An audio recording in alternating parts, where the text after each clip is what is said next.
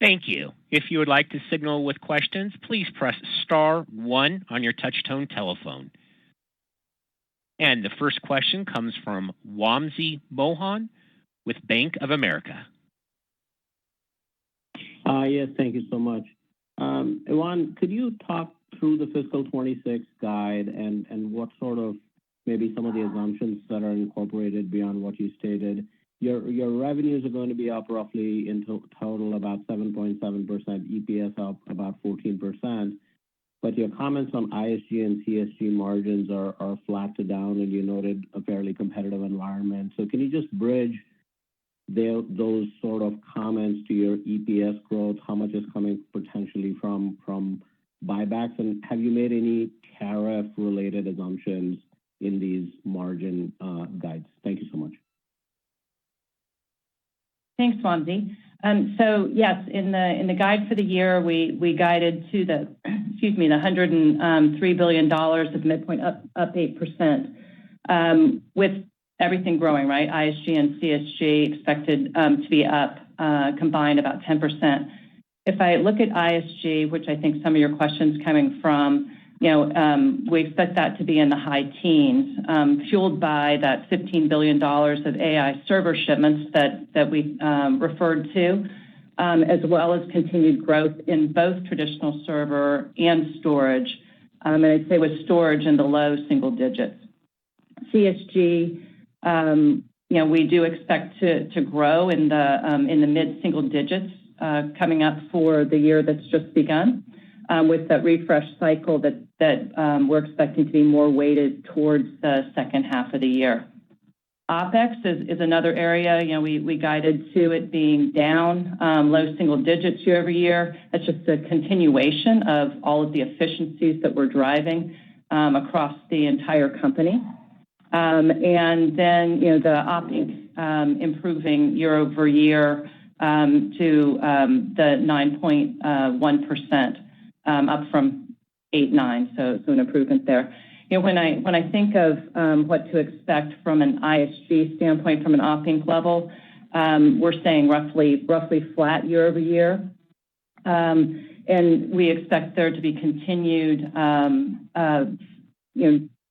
competition, I guess is the right way to put it, in CSG.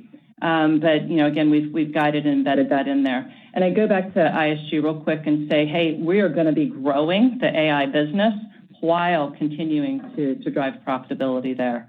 So we'll continue to balance, as we have been doing, our growth and profitability, and we're going to manage pricing. We're going to manage the competitive environment, and we're going to continue to drive value for our shareholders. Thanks, Wamsi. And the next question comes from Eric Woodring with Morgan Stanley. Great, guys. Thanks so much for taking my question. Jeff, a question I often get from investors is kind of about the risk of ODM encroachment in the AI server market. As customers get more sophisticated over time, competition intensifies, potentially margins face downward pressure. Effectively, the concern is AI servers become somewhat of a cloud 2.0 type of disintermediation. Clearly, your AI server backlog helps to refute this concern, but I would love if you could just maybe, how would you respond to those concerns if you got that question? Thanks so much. Sure. Thanks, Eric. I mean, do we see the ODMs in these large opportunities? Of course we do. These are multi-billion-dollar opportunities. Everybody tends to show up and wants an opportunity to win the business. When I step back and reflect why Dell and why we continue to be optimistic here is this is custom work. It takes significant engineering capability. It takes significant architecture capability to win. And in many cases, we're building a unique and differentiated solution for each and every customer. And our customers have learned to value what we've been able to bring to them across their deployments.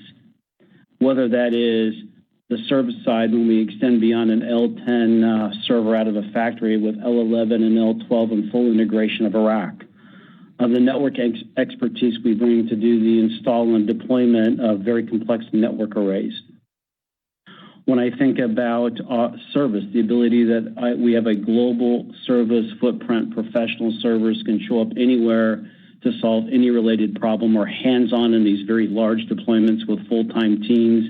Literally, they're 24/7 trying to get them up and running. I think about the financing capabilities that we have in our company and the ability to help these CSPs, these fast-growing companies grow at the rates they want with our financing capabilities. I think about our go-to-market coverage, and I think about the expertise we have in the top 30 or so CSPs, digital natives, our ability to scale this to enterprise.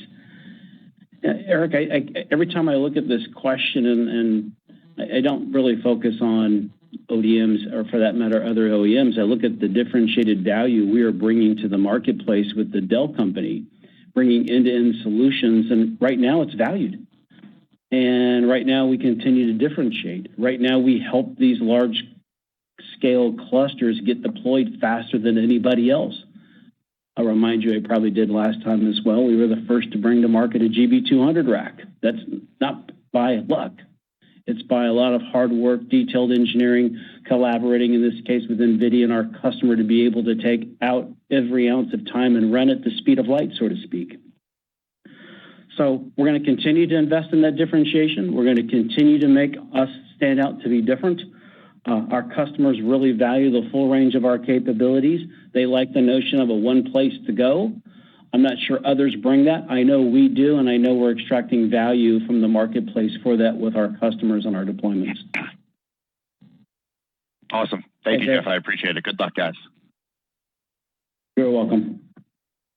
And the next question will come from Simon Leopold with Raymond James. Thank you very much for taking the question.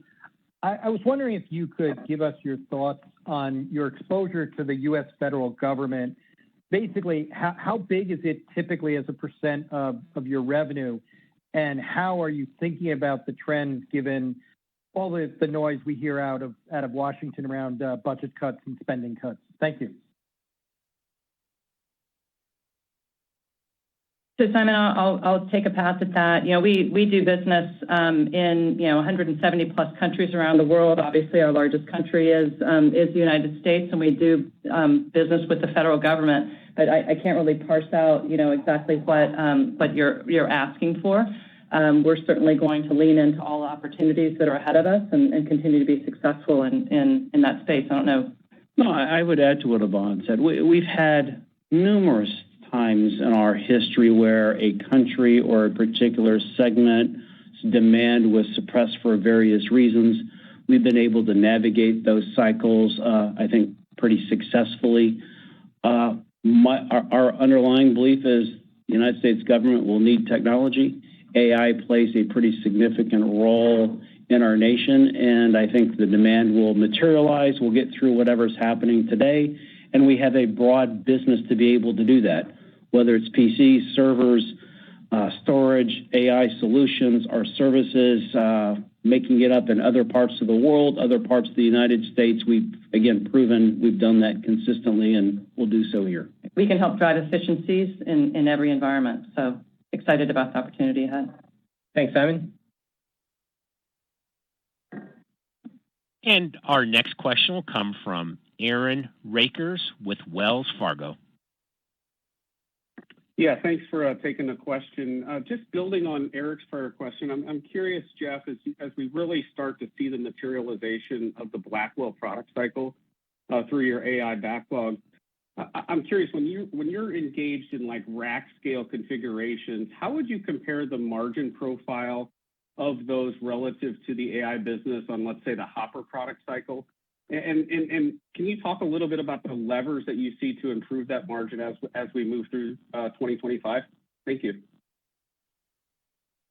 Sure, Aaron. I think I mentioned in the last call that the Blackwell margins were lower than the Hopper margins and remain so today. We're still early. The deals are very large up front. There's more competitors, so it's a more competitive landscape. And I'll probably sound a little redundant with the last answer with Eric. Look, this is custom design and architecture work. There's an ability to really distinguish your engineering and value add in that step, which is an opportunity for us to extract value, an opportunity for us to reduce cost. I mean, these aren't reference designs, or as we would affectionately call in the engineering community, they're not cookie cutter designs. We're designing a unique rack, a unique power distribution unit, our cooling, our manifold, the cold plate, the ability to engineer that and to drive that through the scale of our supply chain are opportunities for us.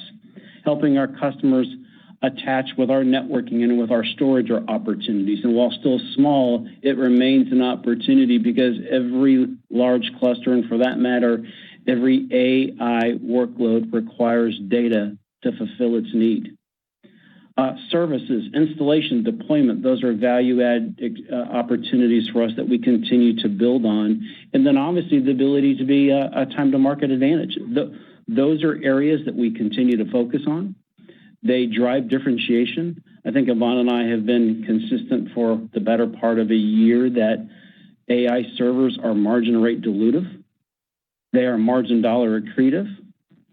They are operating margin positive. They are profitable for us. And what's really interesting for us, if we take the work that we're doing in these large clusters, it really scales nicely to the enterprise. It allows us to really take the efficiencies and learnings from what we're doing with the largest clusters in the world and build optimized solutions for very specific domain-specific AI use cases.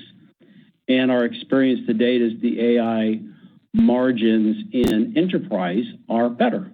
And I think they'll continue to be, and that's what we're focusing on. Okay, thanks, Aaron. Thanks. And our next question will come from Michael Ng with Goldman Sachs. Hi, good afternoon.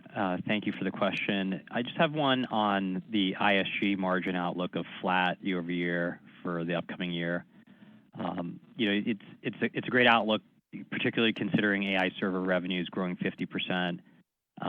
So can you talk a little bit about the expectations for margins for some of the components, traditional servers, storage, AI servers?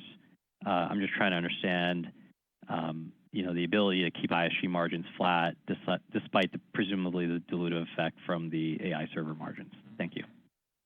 Well, I think, Mike, maybe the way to look at this is the first and foremost, as we think about holding ISG margins flat, I love the way that you asked the question. We're going to do that by growing at least $15 billion in AI servers.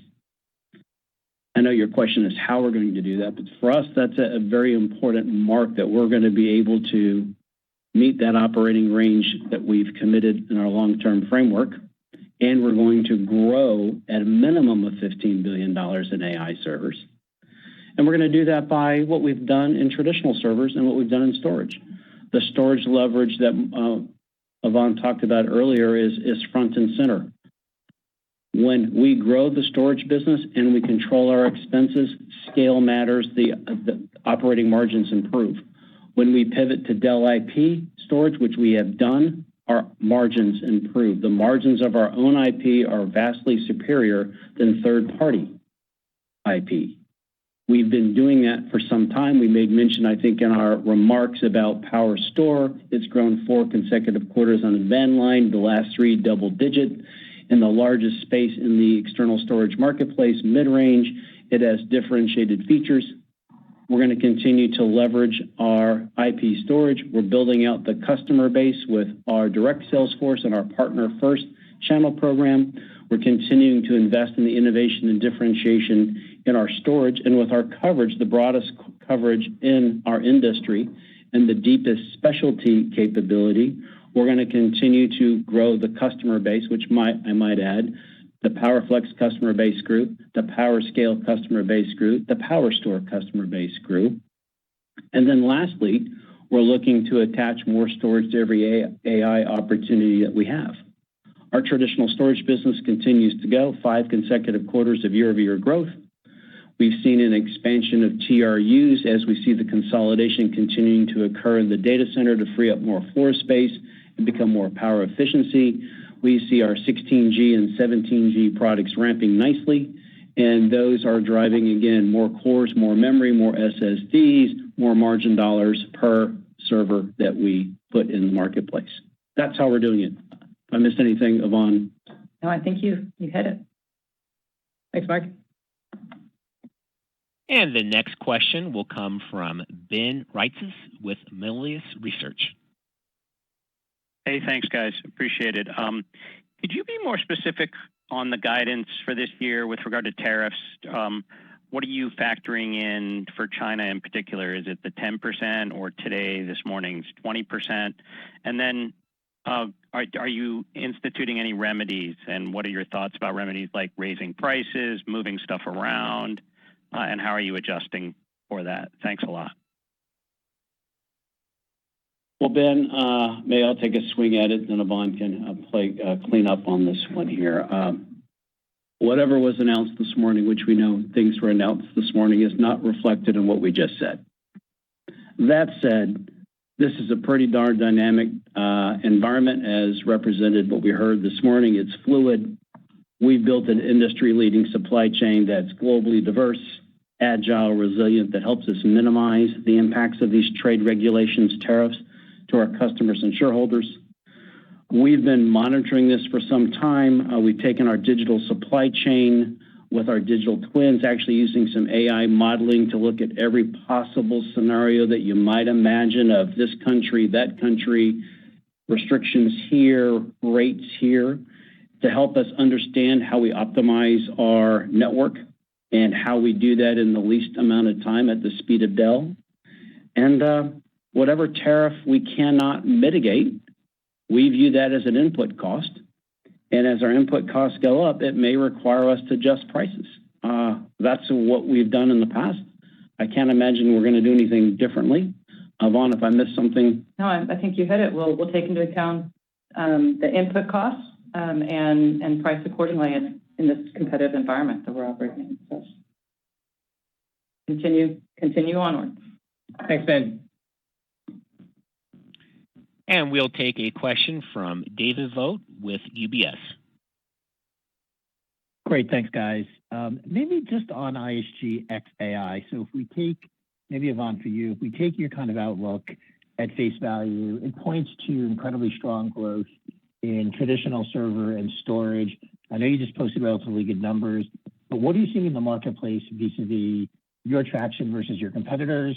And kind of how do we think about getting to high single-digit growth in that part of the business, given sort of the macro environment that we just talked about? Thanks.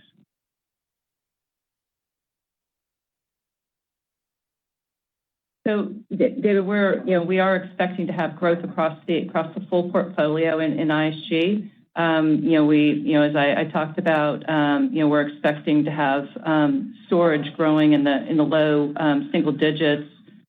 Server, higher than that, and then the 15 billion at least in AI servers. So, I guess, we'll continue. There's lots of opportunities out there. There continue to be multiples of what we've already seen. The pipeline continues to grow. I don't know, Jeff, what you'd add to that around ISG. I feel confident and comfortable in the guide that we've laid out for the full year and the opportunity that's ahead. Yeah, maybe a little bit of color. Let's take storage as an example. You're seeing a pivot to our Dell IP storage.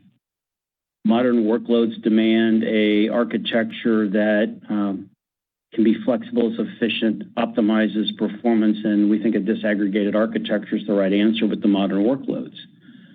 That presents a headwind of our large position that we have in HCI, which will become smaller. But we're going to overcome that by taking share in our Dell IP storage portfolio across the board in the mid-range, our software-defined product like PowerFlex, and then PowerScale in the unstructured space. I think that gives you a sense of a headwind that may exist there that on the surface may not be obvious, but it's certainly something that we're challenged as we pivot towards our storage, which is more profitable. I was going to say it's more profitable to do our own. There's revenue that we'll see go away at a lower margin rate, the HCI business. We have a secular decline in the high-end space where we're the market leader with our PowerMax product. So we're going to overcome those and drive the growth that Yvonne mentioned. And then traditional servers, I don't know if you've seen some of the recent market forecasts, it's low single-digit growth. We're going to take share. We've now had 5 consecutive quarters of year-over-year growth. That's coming off 8 quarters of a consolidation period, or of a consumption period, I should say. And we think this consolidation continues, but the consolidation drives fewer units. Those units are actually higher in TRU because of the more cores, memory, and SSDs I mentioned earlier, and we continue to see that driving our traditional server business. I hope that context helped a little bit. Great. Thanks, Jeff. Thanks, Yvonne. Thanks, David. And moving on to Amit Daryanani with Evercore. Yep. Thanks a lot. I guess I have a question on free cash flow. In fiscal 25, it looks like your free cash flow is down a couple of $2 billion versus 24. Can you just talk about what's driving this contraction in free cash flow? And maybe, Yvonne, you can help us kind of understand how do we think about free cash flow expectations as we head into fiscal 26?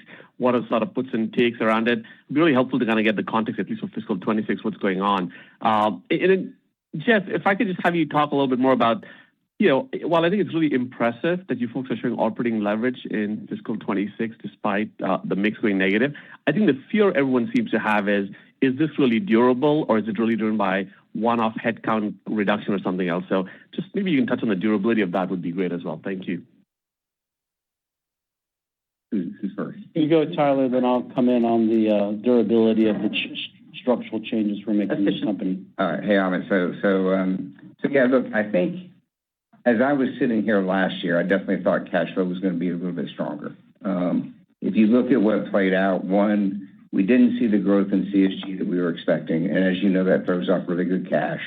And then two, we invested a lot in our AI business through inventory. And so you can see that our inventory has gone up, and that had a big impact to CCC.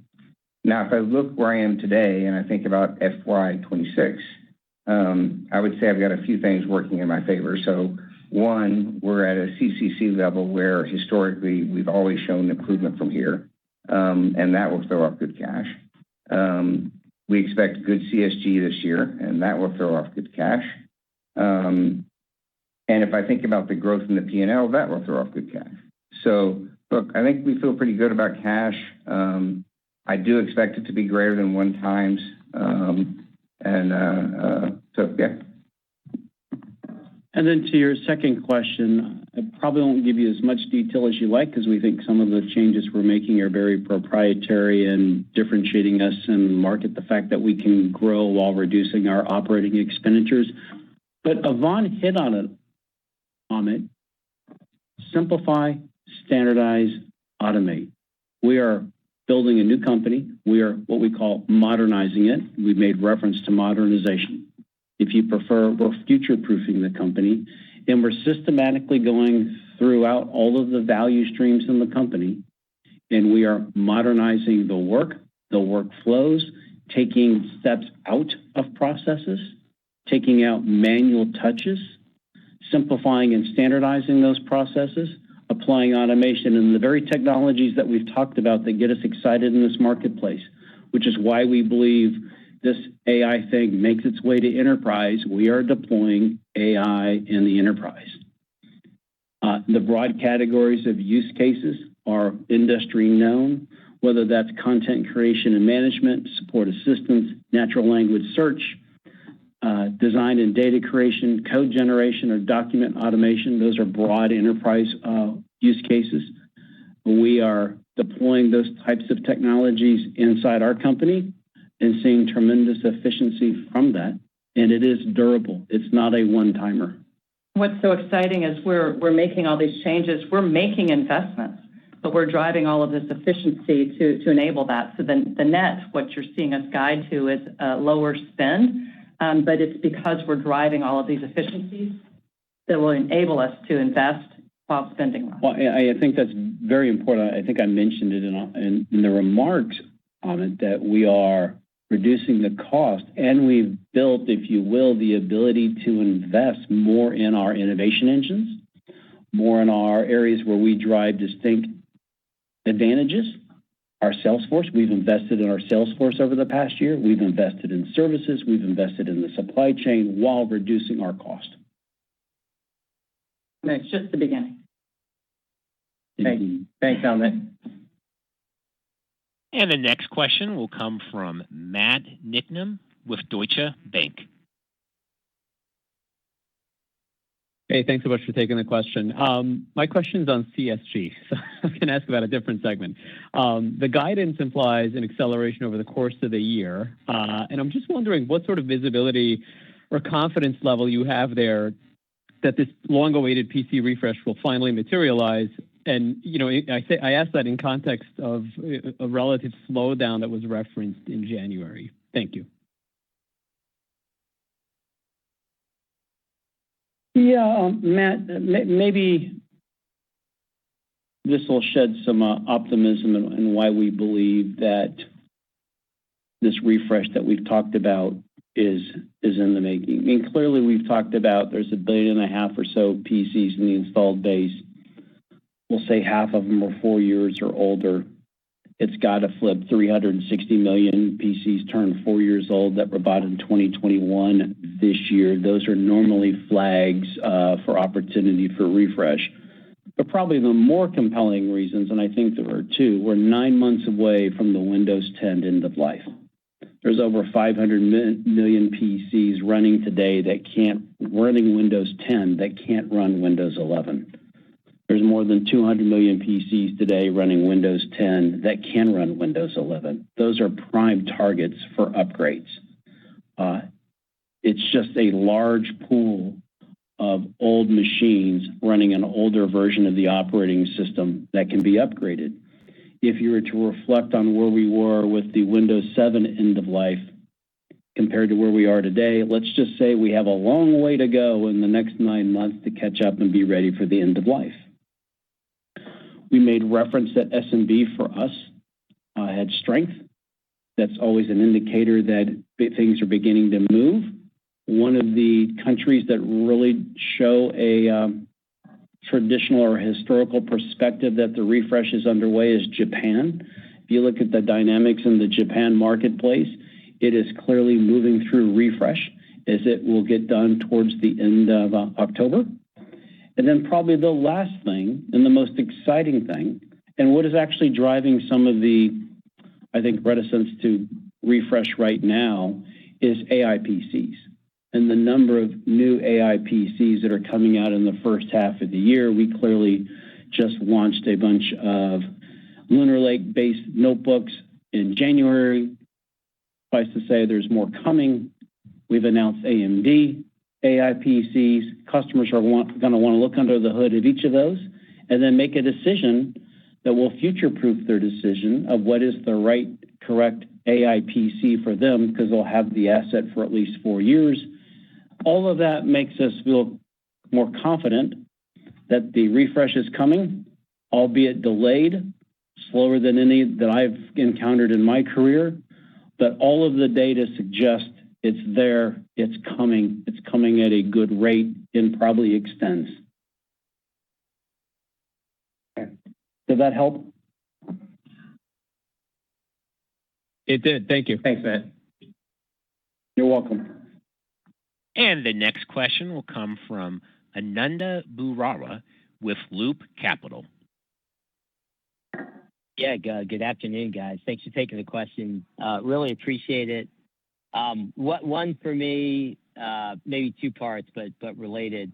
Could you talk to, Jeff, how you guys are thinking about the server refresh durability? I believe also last call you talked about part of the current catalyst is folks sort of refreshing older PCs for space and power savings in some part to prepare for Gen AI, and this is ahead of processor refreshes. So, I guess sort of the context and durability of the traditional server growth you see going on now, and then just the sort of add on to that is you had mentioned focusing on or targeting increased storage attached to your Gen AI servers. We just love what you're thinking about there, and what are the mechanics to getting that taken care of over time? And that's it for me. Thanks, guys. Sure. Let me try the server one again.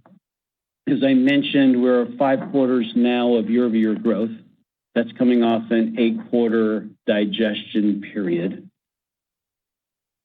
In our guide and what we're trying to articulate is that continues for another 4 quarters, so 5 quarters becomes 9 quarters of growth, tempering a little bit. Still driven by the same dynamics that you so well said, is freeing up floor space and driving energy efficiency and cooling efficiency. The consolidation occurs as you look at the install base, and we have just Dell has a very large install base of 13G and 14G servers, all ripe to be replaced with a new 16G server and 17G server. Those conversion rates are roughly a 3 to 4 of the old servers can be, if you will, replaced by a single 16G server, and 6 to 7 of the old servers can be replaced by a single 17G server. Why? Because they have more cores, they're more memory, more storage, they're more energy efficient. And again, that continues, we believe, throughout the fiscal 26, calendar 25. We've seen no signs that is going to go away from us in that period of time. If you flip over to your other question, again, the fundamental premise is AI needs data, it devours data, you got to feed the beast. The feeding of that beast, if you will, has to be closer to where the computational capability is. So hot and warm storage, the notion of parallel file systems, unstructured file systems, data management tools that help find data and help data be ingested are the opportunities. We have the leading platform for unstructured data. We continue to make it better with the F910 and 710 that I mentioned earlier. Nearly a year ago, we talked about a parallel file system that we are building, Project Lightning, we referred to it. So we're coming to the marketplace with a AI-driven parallel file system, and our Dell Data Lakehouse allows us to help customers prepare their information, manage their information, ingest their information. Our sales force is incented to attach storage with AI opportunities. They will continue to be incented. We inspect that, and we continue to see progress in that area. Okay, thanks, Nanda. And our next question will come from Samik Chatterjee with JP Morgan.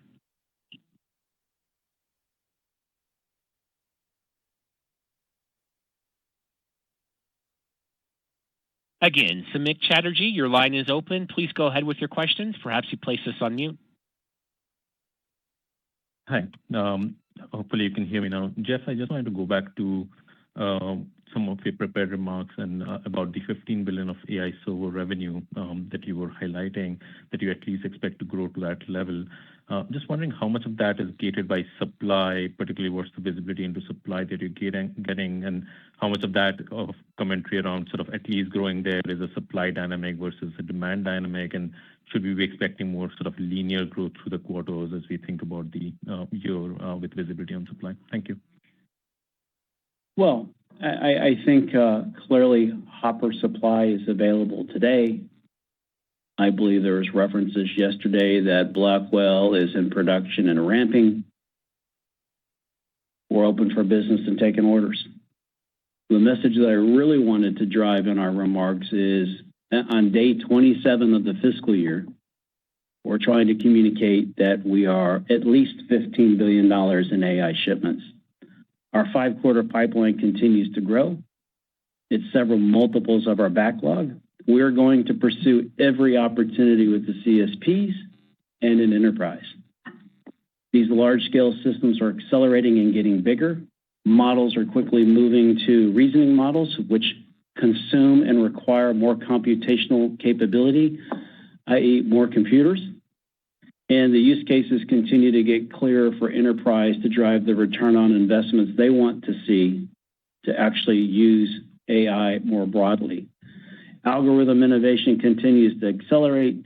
Again, these reasoning models will consume more computational capability. They're moving to be multimodal, which even consumes more. I kind of like where this is going. We're optimistic. I don't see supply as an issue. Clearly, these are about building the right architecture. There's a customer preparation or customer readiness component of this. New data centers, getting power, getting water, getting cooling. There's other materials beyond the GPU, getting the rack, getting the cold plates, getting the CDUs, the PDUs. All of that is what we orchestrate. We have line of sight that is at least $15 billion. We'll continue to update as that might change, and we're all in. I don't know what else I can tell you. I hope that helped. Thanks a lot, Samik. Justin, we'll take one more question, please, and then we'll hand it over to Jeff for a close. Our final question will come from Asiya Merchant with Citigroup. Great. Thank you for squeezing me in here. Jeff, if I can just ask about, your pipeline and the backlog itself. I mean, to the extent that you see enterprises and sovereigns in that how has that changed, say, relative to a quarter ago, and how you see that progressing as you ramp up or as you flush through your pipeline and your backlog? Thank you. Well, it's maybe slightly repetitive to the previous question. The 5-quarter pipeline grew quarter-over-quarter and has grown every quarter since the 9680 was launched. The CSP component grew. The enterprise component grew. The enterprise customer base grew. Sectors like education, technology, manufacturing, and government grew.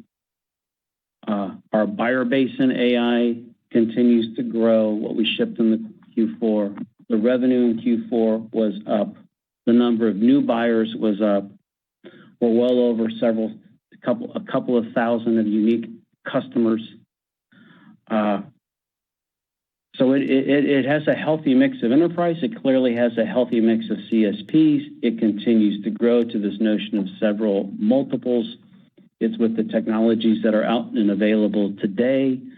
And we're excited to see that. And quite honestly, I can't remember the second half of your question. So if you refresh my memory, I will answer it. No, that's good. And then just to the extent that you see your attach with those enterprises, how much of that's really factored into your fiscal 26 guide? To the best of our ability, we factor in the attach of services, our professional services, our deployment services, our installation services, the ability to sell networking and network installation, the ability to sell storage. It's an all-inclusive number when we look at that at least $15 billion of AI servers in the marketplace, shipped in the marketplace. Asiya, thank you, and hand it over to Jeff for our close. Sure. Thanks, everybody. I hope you can tell FY25 was a strong year. We delivered 8% revenue and 10% EPS growth with $3.9 billion in capital return to shareholders. Our AI business grew to $10 billion while also improving ISG margins year over year. In FY26, we expect to grow revenue and EPS in excess of our long-term value framework. We expect our AI business will grow to at least $15 billion.